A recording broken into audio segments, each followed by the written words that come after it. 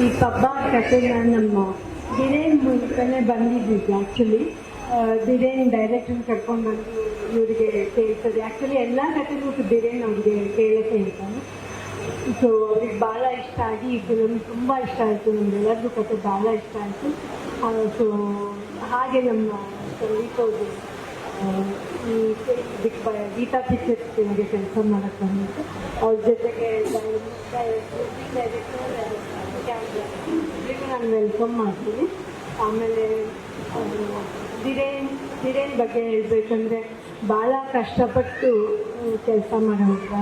ಆಮೇಲೆ ಈ ಪಿಕ್ಚರ್ಗೆ ಸುಮಾರು 5-6 ತಿಂಗಳಿಂದ ತುಂಬ ಕಷ್ಟಪಟ್ಟು ವರ್ಕ್ ಮಾಡಿದ್ದಾನೆ. ಡೈರೆಕ್ಟರ್ ಅವ್ರನ್ನ 7 kg ಕಮ್ಮಿ ಮಾಡಿಸ್ಬಿಟ್ಟಿದ್ದಾರೆ. ಸೊ ದಿನೇನ್ಗೂ ನಾನು 12 kg ಸಾರಿ. ಆಮೇಲೆ ಅಮೃತ ಅವ್ರಿಗೂ ನಾನು ವೆಲ್ಕಮ್ ಮಾಡ್ತೀನಿ. ತುಂಬ ಚಿಕ್ಕ ಹುಡುಗಿಂದ ನಾನು ನೋಡಿದ್ದೀನಿ. ನಮ್ಮ ಶಬರಿಮಲೆಗೆ ಅಣ್ಣನ ಜೊತೆ ಕೂಡ ಅವ್ರಿಗೂ ಪ್ರೇಮು ಅವರು ಇಬ್ಬರು ಹೋಗಿ ಬಂದಿದ್ದು. ಸೊ ಅವ್ರ ಮಗ ಮತ್ತು ಮಗು ಇಬ್ಬರು ಬಂದಿದ್ದು. ಆಮೇಲೆ ಇನ್ನು ಅಮೃತಗೆ ಒಳ್ಳೇದಾಗಲಿ, ಇದರಲ್ಲಿ ಒಳ್ಳೆ ಹೆಸರು ಬರಲಿ. ದಿನೇನ್ಗೂ ಅಷ್ಟೇ ನಿಮ್ಮೆಲ್ಲರ ಆಶೀರ್ವಾದ ಅವ್ರ ಮೇಲೆ ಮತ್ತು ಇಡೀ ಚಿತ್ರತಂಡದ ಮೇಲೆ ಇರಲಿ ಅಂತೇಳಿ ನಾನು ಕೇಳ್ಕೊಂತೀನಿ. ಈ ಚಿತ್ರ ಮೈಸೂರು, ಬೆಂಗಳೂರು ಮತ್ತು ಹಿಮಾಚಲ್ ಪ್ರದೇಶ್ ಮತ್ತು ಕೂರ್ಗ್ ಇದು 4 ಜಾಗದಲ್ಲಿ ನಡೆಯುತ್ತೆ.